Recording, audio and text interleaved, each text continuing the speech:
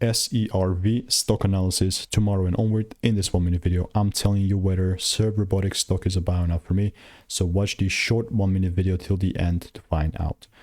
I do see a 9% increase in price, and if you ask me whether I'm buying or not next, I'll simply have to answer, this is how my chart looks like, and it's actually looking pretty good. It's not that I'm going to randomly buy though.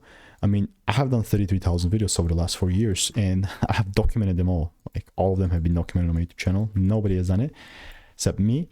I previously called out some bullish predictions here on SERV. I mean, it's been an ongoing bullish theme for me, so like literally this is how the video looked like, and this was made like 9 days ago, and after that it just delivered. And then I'm still looking for a similar thing. What I'm not going to do though is like randomly buy. I want to see 1 to 5 minute double break in order for me to move forward.